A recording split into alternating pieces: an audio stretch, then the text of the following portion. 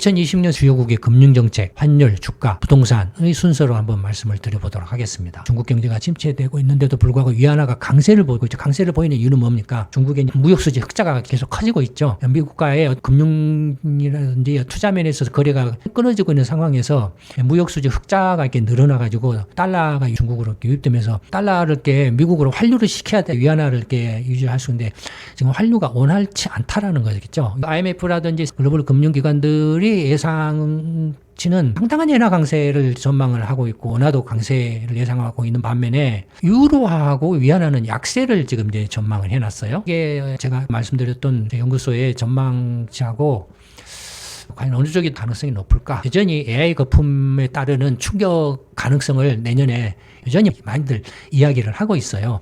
그런 것들이 사실은 리스크다라는 거죠. 예를 들어서 그것이 6,000포인트로 떨어졌다가 내년 여름에 다시 반등해가지고 뭐 7,000포인트, 7,800포인트로 갈 수도 있고 뭐 그런 거잖아요. 리스크 요인도 있다라는 걸 염두에 두시기 바랍니다. 그런 걸 써놓으면 또 싫어하니까. 인구 감소의 충격이 지금 일본, 한국, 중국 부동산 시장에 어떻게 영향을 미칠지에 대해서는 세계 어느 나라도 한 번도 경험해보지 못한 경우예요. 그것이 가장 먼저 이제 그 상황에 맞닥뜨리게 되는 곳이 이 동아시아 지역이에요. 동북아시아.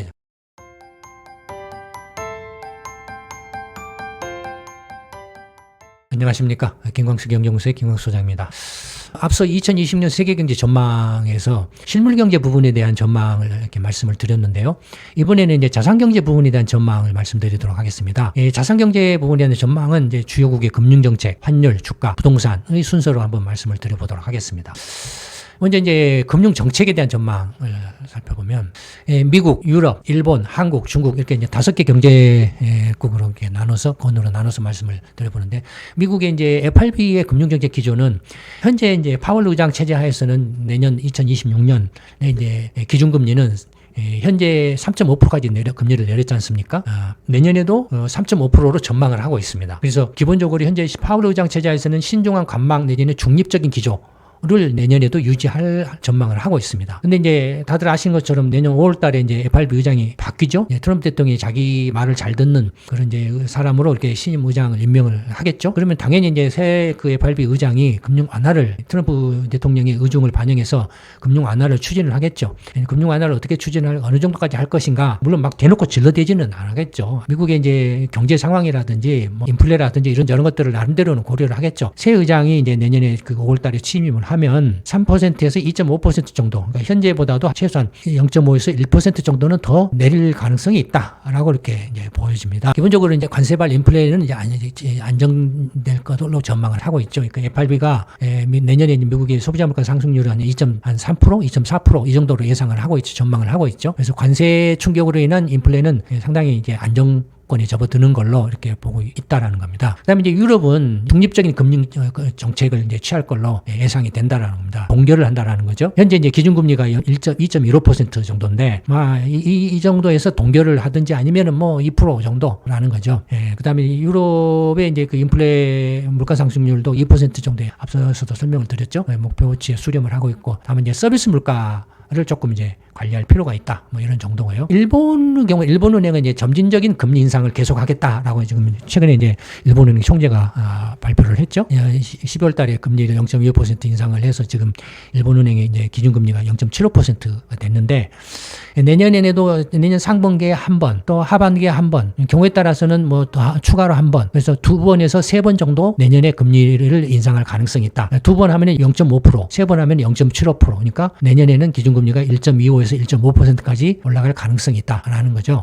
기본적으로 이렇게 금리 인상을 하는 것은 이제 금리 정상화를 하겠다라는 거고, 그다음에 이제 일본의 이렇게 지금 물가 상승률이 3%를 넘고 있지 않습니까? 그다음에 부동산 가격이 폭등을 해서 지금 일본 국민들의 어떤 비판의 목소리가 높은데 그런 것들을 의식을 해서 이제 뭐 물가 안정도 하고, 그래서 일본은행이 이제 말하기로는 임금 상승과 물가 안정이 선순환하는 궤도에 접어드는 걸로 예상이 된다. 그래서 금리도 정상화 하겠다 할 필요가 있다라고 이렇게 말을 하고 있는 거죠. 어쨌든 간에 일본은행은 점진적인 금리 인상을 할 걸로 이렇게 전망이 되고 있고요. 한국은행의 경우에는 이제 중립을 유지할 걸로 이렇게 전망이 되고 있습니다. 현재 기준금리가 2.5%인데 신중한 중립을 유지하는데 원달러 환율이 지금 굉장히 약세에서 말들이 많죠. 그래서 환율 안정도 좀 필요하고, 반면에 이제 가계부채 리스크도 좀 크죠. 부동산 가격에 뛰어서. 그렇기 때문에 중립 간의 이제 긴축. 그래서 경우에 따라서는 금리를 내년에 한번 올릴 가능성도 있다. 라는 걸로 이렇게 이제 보여지고요. 그다음에 이제 중국은 뭐 경기가 계속 둔화되고 있기 때문에 부동산 거품 붕괴해서 경기 부양을 위한 금융 완화책을 유지를 한다. 그래서 이제 LPR의 우대금리죠. 장기 우대금리는 현재 지금 3.5%인데 내년에는 한 3% 정도까지 금리를 인하할 가능성이 있고, 또는 이제 은행 간 콜금리 같은 경우는 현재 7일물 기준으로 해서 1.5%인데 1%까지 내려갈 가능성이 있고, 목적은 이제 핵심은 뭐냐면 이제 내수 진작이죠. 그다음에 부동산 시장을 안정시키는 지금 계속 침체가 지속되고 있는데, 일부에서는 중국의 부동산 시장이 이제 바닥권에 도달했다라고 이렇게 이야기를 하고 있지만, 아직도 지금 최근에 이제 중국의 이제 최대 부동산 개발업체인 국영 기업인 그 왕커가 지금 이제 부분적인 디폴트 상태에 빠져 있어서 아직도 지금 중국의 부동산 시장이 부실 정리가 제대로 진전이 안 되고 있는 걸로 보여지죠. 바닥권에 도달했다라고 보기에는 조금 성급한 판단이 아닌가. 봄에 글로벌 경제 보고서 저 연구소에서 발표를 했는데 중국 경제하고 중국 부동산 시장에 대해서 그 보고서에서 분석하고 전망한 그대로 사실 지금 흘러가고 있죠. 아마 내년에도 중국 경제는 이렇게 침체될 가능성이 높고, 따라서 중국 인민은행도 경기 부양을 위한 금융 완화 정책을 지속할 수밖에 없고, 그래서 그 중국의 금리들이 이렇게 내려갈 가능성이 높다라고 이렇게 예상이 된다라는 겁니다. 그래서 전체적으로 보면은 이제 미국이 금리 인하, 유럽은 동결. 그러면 이제 미국이 금리 인하니까 유럽은 동결이면은 미국과 유럽 간의 금리 차이가 줄어들겠죠. 그러면 이제 유로화가 상대적으로 강세, 금리 차가 줄어드니까 강세를 보일 가능성이 있겠죠. 일본은 금리를 점진적으로 인상을 하죠. 그럼 미국과의 또 금리 차가 줄어들겠죠. 그래서 엔화 강세로 반전될 가능성이 높겠죠. 내년에 시간이 가면 갈수록 상반기에서 하반기로 갈수록, 연말로 갈수록 엔화 강세 기조로 전환될 가능성이, 엔화 강세든지 하여튼 엔화 약세에서 벗어날 가능성이 매우 높아지고 있다는 것만은 거의 틀림없죠. 그 다음에 한국도 지금 이제 동결, 금리 동결 내지는 경우에 따라서는 한 차례 올릴 수도 있다. 그러면 일본이 이제 금리 인상을 하면은 엔화하고 원화 간의 또 관계도 있기 때문에 조정을 안 할 수가 없다 이거예요. 그래서 경우에 한국도 미국과의 금리 차가 줄어든다 이거죠. 금리 차가 줄어들면은 당연히 원화가 약세 기조에서 벗어나거나 아니면 원화 강세 기조로 전환되거나, 약세 기조를 벗어난다면 달러당 한 1,400원 정도, 이제 강세 기조라면 1,300원대로 들어선다라는 거겠죠. 엔화도 약세 기조를 벗어난다 하면 달러당 지금 155원 정도인데 지금 현재 약세 기조를 벗어난다는 140원대로 접어든다라는 거죠. 엔화 강세 기조로 들어든 것은 달러당 130원대로 더 들어간다라는 거죠. 이제 그런 뉘앙스라고 생각하시면 됩니다. 그다음에 이제 중국 같은 경우는 지금 그 최근에는 오히려 지금 위안화가 달러에 대해서 강세를 보이고 있죠. 금리가 내려가고 있는데도 불구하고, 중국 경제가 침체되고 있는데도 불구하고 위안화가 강세를 보이고 있죠. 강세를 보이는 이유는 뭡니까? 중국의 이제 무역 수지 흑자가 지금 계속 커지고 있죠. 미국과의 어떤 그 금융이라든지 어떤 투자 면에 있어서 거래가 끊어지고 있는 상황에서 무역 수지 흑자가 이렇게 늘어나가지고 달러가 중국으로 유입되면서, 왜냐하면 달러를 이렇게 미국으로 환류를 시켜야 돼. 위안화를 이렇게 유지할 수 있는데 지금 환류가 원활치 않다라는 거겠죠. 위안화가 강세를 보이고 있다는 것은. 그러니까 환류가 원활치 않으니까 이제 그걸 다른 쪽으로 뭐 유로화라든지 아니면은 다른 뭐 어떤 상품이라든지 원자재라든지 원유라든지 천연가스라든지 이런 상품 쪽으로 이렇게 돌린다라는 거죠. 작년 초까지만 해도 금 매입을 많이 했어요. 중국 인민은행이 2024년에. 2025년에 들어와서는 중국 인민은행이 금 매입을 거의 이제 줄였어. 금 매입을 안 하고 있어요. 어쨌든 중국 인민은행은 이제 2025년 올해 들어와서는 금 매입을 거의 안 하고 있죠. 그래서 위안화 같은 경우는 내년에도 미국과의 금리 차보다는 디카플링 내지는 딜리스크 관점에서 무역 흑자가 이렇게 늘어났을 경우에 그로 인해서 유입되는 달러를 미국으로 원활하게 환류하지 못한다라는 관점에서 원치 않게 강세 압력을 받는다라고 볼 수 있습니다. 지금 현재는 이제 달러당 7.1위안에서 7위안 정도까지 지금 위안화가 떨어지고 있잖아요. 내년에는 거의 뭐 7위안 전후 수준에서 유지되지 않을까, 그렇게 예상이 됩니다. 어쨌든 금리 전망이 있고, 이 금리 전망에서 방금 이제 환율에 대해서 말씀을 드렸는데 요건 이제 IMF라든지 뭐 세계은행이라든지 주요 국제기관들 이제 전망치를 바탕으로 해서 정리를 해 놓은 겁니다. 앞서 제가 말씀드린 저희 연구소에서 이제 예상한 것과는 조금 다르죠.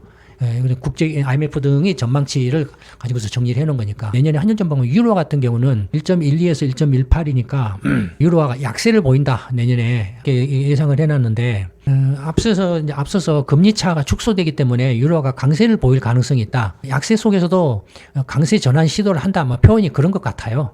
IMF나 이런 데서 보는 게 예상은 2060년에 유로와 달러에 대한 유로 환율은 1유로당 1.12에서 1.18달러 정도로 전망을 하고 있는데 강세 전환을 이렇게 시도를 한다라고 이렇게 전망을 하고 엔화는 상당히 강세를 전망을 하고 있죠. 달러당 125원에서 135원으로 이 정도만 돼도 엔고라고 부를 수 있죠. 그래서 이 정도로 지금 예상을 했고요. 근데, 그러니까 이제 일본은행의 금리 인상, 미국의 금리 인하로 해서 금리차가 축소돼서 엔화 가치가 회복될 거라고 보아서 이제 IMF 등에서는 이렇게 지금 이제 전망을 하고 있다라는 건데, 전망을 하고 있는데, 앞서 말씀드렸던 것처럼 140엔대에서 130엔대가 되지 않을까 그렇게 예상이 되고요. 위안화 같은 경우는 지금 이제 약세를 또 이제 전망을 했어요. 실달러는 7.1위안에서 7.4위안인데, 변동성이 있다라고 말을 하긴 했어요. 관세 압박의 위안의 약세 때문에 미국의 트럼프 관세 때문에 위안화가 약세를 보일 걸로 예상이 된다. 중국 정부가 환율 방어하고 경기 부양책이 이제 그걸 떠받친다라고 했는데 아까 앞서서 말씀드렸던 것처럼 지금 중국에 이제 지금 어쨌든 간에 내수 경기가 침체되고 있는데 이제 공급은 이렇게 과잉 상태 있잖아요. 그래서 어떻게 하고 있습니까? 밀어내기 수출을 하고 있잖아요. 중국이 밀어내기 수출을 하면은 필연적으로 이제 무역 흑자가 늘어날 수밖에 없겠죠. 무역 흑자가 늘어나면 이제 달러가 많이 들어온다라는 건데 그래서 최근에 벌어진 것처럼 달러당 7.1위안에서 7위안으로 지금 위안화가 강세를 보이고 있는데 그게 이제 달러가 들어오면 예전 같으면 미 국채로 환류를 시킨다든지 미국 자산 쪽으로 이렇게 투자를 해서 환류를 시키는데 그게 지금 이제 차단이 되고 있기 때문에 그래서 위안화 환율이 조절이 잘 안 된다라는 겁니다. 무역 흑자가 나면 날수록 위안화 강세로 그대로 반영될 가능성이 높다라는 거예요. 그래서 IMF라든지 글로벌 금융기관들의 전망치가 위안화 약세를 전망을 하고 있지만 저희 연구소 입장에서는 뭐 달러당 7위안 전후선에서 현재 지금 이제 7위안인데 전후선에서 왔다 갔다 하지 않을까 그렇게 생각이 됩니다. 그다음에 원화 환율은 이제 1,350원에서 1,450원. 그러니까 이제 상대적으로 이제 원화보다는 엔화가 더 강세를 보일 걸로 지금 전망을 하고 있어요. 근데 연구소 입장에서는 이렇게 원화하고 엔화 간에 1엔당 9.4원, 9.5원 정도인데 그래서 1엔당 한 9원 정도가 뭐 엔화와 원화의 관계가 좀 저희 연구소가 볼 때는 적정하지 않나 그렇게 생각을 하는데 이렇게 되면은 1엔당 11원 정도가 돼 버려요. 만약에 그 IMF라든지 글로벌 금융기관들이 예상한 환율에 따르면 는 11원이 돼버려요. 그래서 이게 지금 지나치게 지금 이렇게 엔화 강세를 너무 과대평가했지 않느냐라고 보여져요. 원화 환율은 지금 이제 한국은행하고 한국 정부가 구두 개입이라든지 실제 개입을 통해서 지금 이제 안정되는 모습을 이렇게 찾아가고 있는데 내년에는 아까도 앞서 말씀드렸던 것처럼 어떤 그 미국과의 금리차 축소라든지 앞서 실물 경제에서 말씀드렸던 것처럼 실물 경제의 상황이라든지 그다음에 한국의 이제 영상 수지 흑자가 지금 이제 확대되고 있다. 올해에도 이렇게 무역 상품 수지 흑자가 확대됐고 내년에도 그 확대 기조가 지속될 가능성이 높다. 이제 트럼프 관세 문제가 일단락됐기 때문에 그다음에 이제 대미 투자도 활발하게 일어날 거고 그다음에 이제 그 세계 국채 지수에 편입됐잖아요. 그래서 내년에 이제 세계 국채 지수가 한국 국채가 편입됐기 때문에 그 런던 그 거래소의 그 FTSE 그 러셀이 산정하는 그 WGBI 세계 국채 지수에 지금 이제 원화 국채가 편입됐기 때문에 내년부터 이제 한국 원화 국채를 매입을 하겠죠. 한 2%에서 3% 정도를 매입을 한다라고 치면 금액으로 치면 한 600억 달러 정도를 매입을 할 가능성이 있다 이거예요. 그러면은 당연히 600억 달러면 또 돈이 들어오니까 외화가 달러가 들어오니까 이런 것들이 내년 하반기에는 원화 강세의 요인이 되겠죠. 원화도 내년에는 1,300원에서 1,400원 정도 전망이 된다라는 겁니다. 엔화 같은 경우도 엔화는 135엔에서 145엔 정도가 지금 이제 예상이 된다라는 거고요. 그래서 지금 이제 IMF라든지 글로벌 금융기관들이 예상치는 상당한 엔화 강세를 전망을 하고 있고 원화도 강세를 예상하고 있는 반면에 유로하고 위안화는 약세를 지금 이제 전망을 해놨어요. 근데 과연 이게 제가 방금 말씀드렸던 연구소의 전망치하고 과연 어느 쪽이 가능성이 높을까? 여러분들 한번 각자 판단을 해보시기 바랍니다. 그다음에 이제 내년도 미국 주가 전망. 미국 주가가 올라가면은 세계 주가도 덩달아서 올라가고 미국 주가 떨어지면 또 세계 주가도 떨어지고 하니까 내년에 미국 주가가 어떻게 되느냐 S&P 500을 기준으로 해서 전망을 한번 해보자 이거예요. 그래서 미국의 이제 투자은행들이 내년도 이제 미국 주가 전망을 한 것들을 보고서들을 쭉 모아가지고 조사를 해가지고 정리를 해놨어요. 투자은행들이 이렇게 정리했는데 보면은 모건 스탠리 같은 경우는 내년에 S&P가 지금 7,000포인트 정도인데 7,800 정도 간다. 내년 내년 연말에. 그다음에 이제 시티그룹은 7,700 정도 간다. 골드만삭스는 7,600 정도 간다. JP모건은 7,500 정도 간다. 그다음에 뱅크 오브 아메리카는 7,100이다. 그러니까 거의 안 오른다. 그다음에 웰스파고는 뭐 중간 정도니까 7,500 정도 된다. 이 정도죠. 그러니까 대체적으로 가장 낙관적인 순서에서부터 이제 가장 이렇게 신중한 수준까지로 해도 10% 최대 내년 올라도 10% 주가. 연말 목표가이니까 이런 투자은행들의 목표가니까 그 중간에 무슨 일이 일어날지는 모르죠. 근데 어쨌든 연말 목표가가 이 정도로 될 거라고 전망을 하고 있다 이거예요. 근데 대체적으로 이렇게 강세 내지는 강보합세로 이렇게 전망을 하고 있는 배경은 뭐냐면은 AI 투자가 미국의 주요 이제 산업으로 파급이 된다라는 거예요. AI 관련 기술들이 주요 산업도로 파급이 돼가지고 생산성이 높아진다라는 거예요. 산업들이 생산성이 높아지면 당연히 주요 산업들의 이익도 높아지겠죠. 이익이 높아져서 주가가 올라간다라는 상당 부분의 근거예요. 그다음에 이제 또 하나는 내년 5월달에 신임 FRB 의장이 이제 취임을 한다. 그러니까 저금리 정책 기조로 간다라는 거죠. 저금리는 기본적으로 뭡니까? 주가에 이제 유리하다라는 겁니다. 그 두 가지 목표가를 이렇게 예상을 해놓고 설명을 해놨기 때문에 이제 그 이른바 이제 리스크 요인으로 보면은 AI 거품 붕괴에 따른 미국 경제 충격. 또 있어요. 리스크 부분에. 그런데 그런 부분들은 이제 일단 뺐고. 어쨌든 낙관적인 부분만 이렇게 정리를 하면 이렇다 이거예요. 지금도 금융기관들의 그 전망들이 된 걸 보면은 여전히 AI 거품에 따르는 충격 가능성을 내년에 여전히 많이들 이야기를 하고 있어요. 그런 것들이 사실은 이제 리스크다라는 거죠. 예를 들어서 그것이 6,000포인트로 떨어졌다가 내년 여름에 다시 반등해가지고 뭐 7,000포인트, 7,800포인트로 갈 수도 있고, 뭐 그런 거잖아요. 근데 어쨌든 주가, AI 거품이 이렇게 만약에 붕괴되면 미국 경제, 실물 경제도 그로 인해서 축적을 받을 가능성이 높고, 따라서 그로 인해서 어떤 그 조정 국면을 거칠 가능성을 배제할 수 없다라고 이야기를 할 수 있다라는 겁니다. 리스크 요인도 있다라는 걸 염두에 두시기 바랍니다.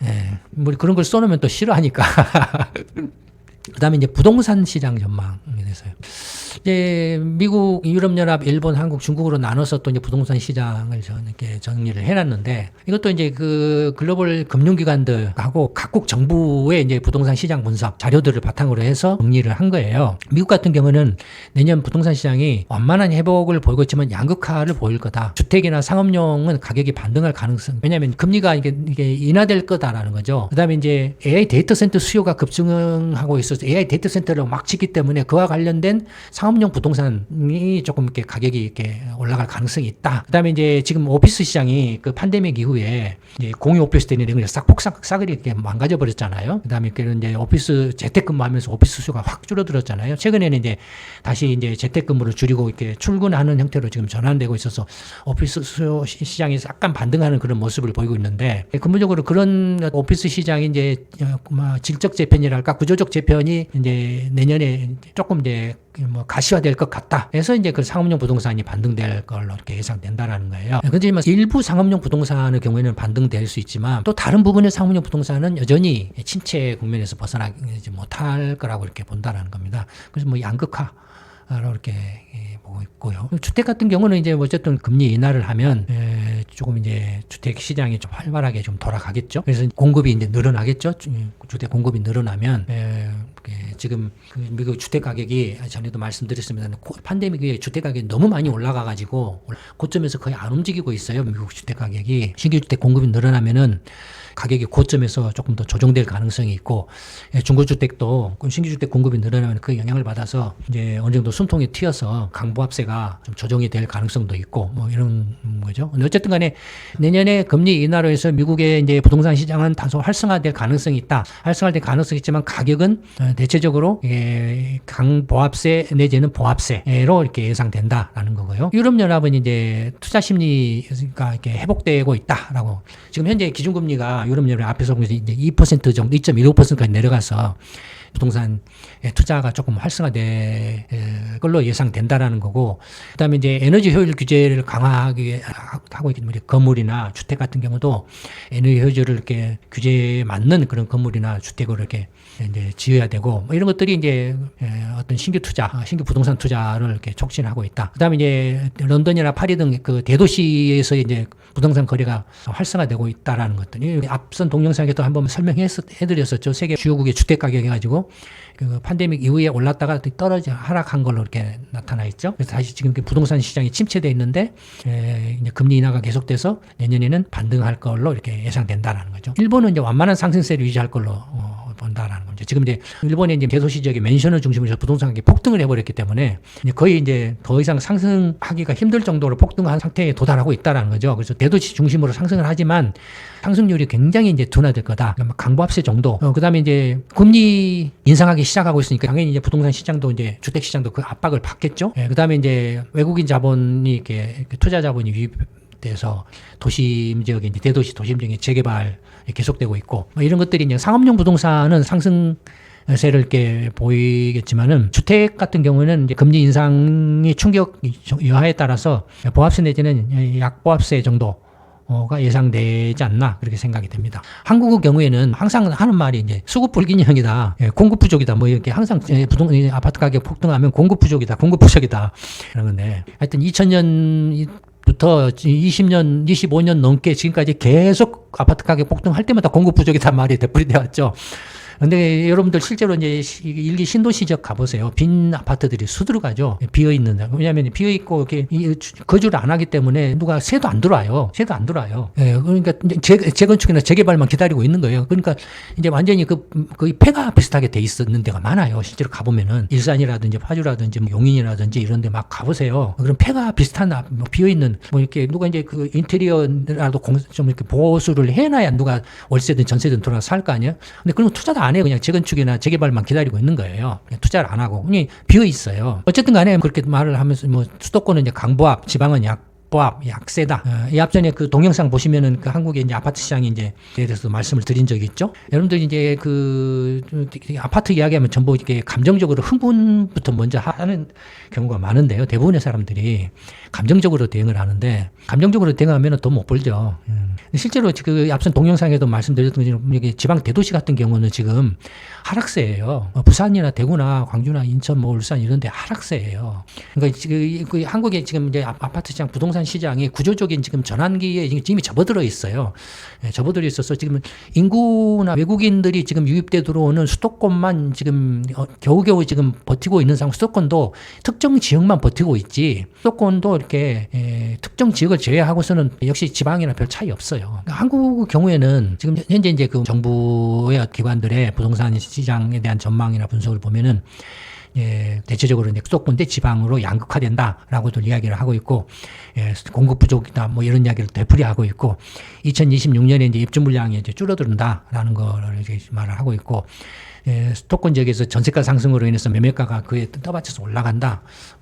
거의 30년 가까이 같은 말만 계속 되풀이되고 있죠. 근데 지금 한국의 부동산 시장은 계속 저도 되풀이해서 말씀드리다면은 여러분들이 아무리 이렇게 부정하려고 해도 부동산 시장을 둘러싼 구조적인 변화 요인들이 착실하게 지금 밀고 들어오고 있다라는 거예요. 인구 감소 문제라든지 금리 문제라든지 경제 성장률 하락이라든지 둔화라든지, 그래서 향후 5년에서 10년 정도의 한국의 부동산 시장이 격변할 가능성을 배제할 수 없다라는 겁니다. 특히 이제 일기 신도시 재건축, 전에도 말씀드렸지만 재건축 문제에 부딪히게 되면은 일단 혼란이 일어날 가능성이 높죠. 어쨌든 뭐 그렇다라는 거고요. 내년 2026년 이야기니까 중국은 이제 뭐 부동산 시장이 이제 뭐 거품이 꺼지고 이제 바닥권에 도달했다. 그다음에 중국 정부가 이제 부실 부동산은 이제 국유화한다. 그래서 본격적으로 정리에 나서기 시작하고 있다라는 거고, 가격은 이제 하락세가 둔화되거나 보합세를 유지할 거다라고 전망을 하고 있고요. 이제 중국 정부가 미분양 주택을 매입을 해가지고 공공주택으로 전환을 하는 식으로, 그래서 이제 이른바 이제 부동산 부실의 정부가 이제 본격적으로 개입에 나서기 시작을 했다라는 거고, 그다음에 이제 도시 재생 사업에 나서서 나가고 이제 화이트리스트에 대한 금융 지원 또 이렇게 적극적으로 하기 시작을 한다. 이런 것들이 이제 중국의 부동산 시장이 이제 바닥권에 도달했다라는 걸로 이렇게 이야기를 하고 있다. 제가 예전에 올해 그 봄에 이제 글로벌 경제 보고서에서도 이렇게 말씀을 드렸습니다만은, 미국의 서프라임론 2007년에 이제 발생했지 않습니까? 2007년에 서프라임 사태가 터져가지고 그것이 이제 글로벌 금융위기로 확대돼가지고 그것이 최종적으로 완전히 수습 에서 종료될 때까지 10년 걸렸다 그랬죠. 10년 걸렸어요. 일본은 1990년에 부동산 거품이 꺼진 이후로 거의 35년 정도 걸렸죠. 근데 일본이 35년 걸려서는 구조조정을 안 했기 때문에. 미국이 10년 걸린 것은 뭐 서프라임 사태가 터지고 바로 글로벌 금융이 그렇게 확대되면서 바로 구조조정 부실 정리를 했기 때문에 그나마 10년 걸렸다 이거예요. 근데 중국은 2022년에 이제 헝다 사태 미국 위안으로 확대되면서 중국 정부가 어떻게 했냐.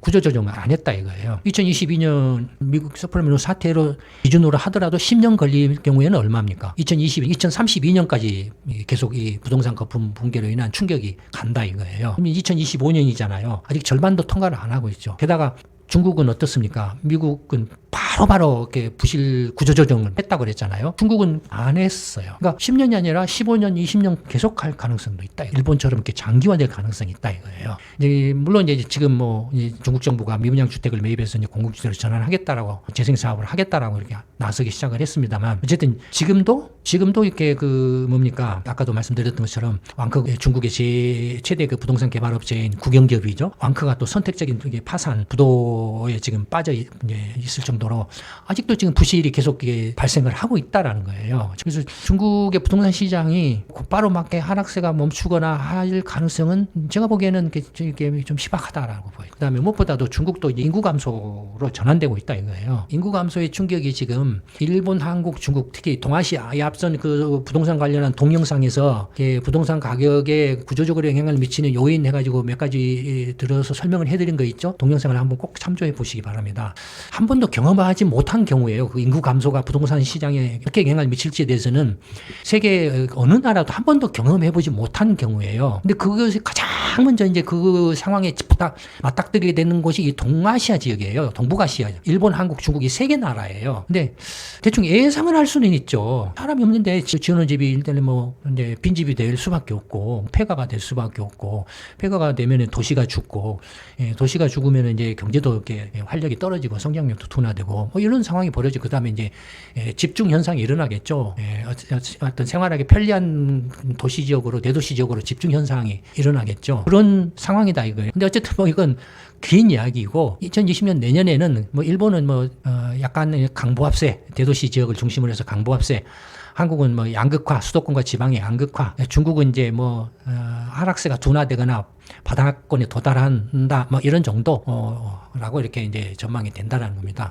미국 같은 경우는 이제 금리 인하 등의 이제 이렇게 영향으로 이제 주택 시장이 이제 회복 국면으로 접어들 가능성이 있다라는 거 정도죠. 이게 이제 부동산 시장에 대한 전망입니다. 내년도 세계 주요국의 이제 금융 정책, 환율, 주가, 부동산에 대해서 말씀을 드려봤습니다. 물론 이것도 앞서 말씀드린 것처럼 잠재적 리스크 세 가지 있죠. 뭐였습니까? 지정학적 리스크가 있고, 그다음에 이제 이상 기후 리스크라든지, 그다음에 자원 안보주의라든지 예상치 못한 잠재적 리스크가 발생을 하면 또 상황이 다들 급변하겠죠. 그러니까 그런 잠재적 리스크도 염두에 두고서 하는 이야기. 해야 된다는 거죠. 이상 이제 그 내년 2026년 주요국의 이제 자산 경제의 전망에 대해서 말씀을 드렸습니다. 오늘 말씀 이걸로 마치도록 하겠습니다.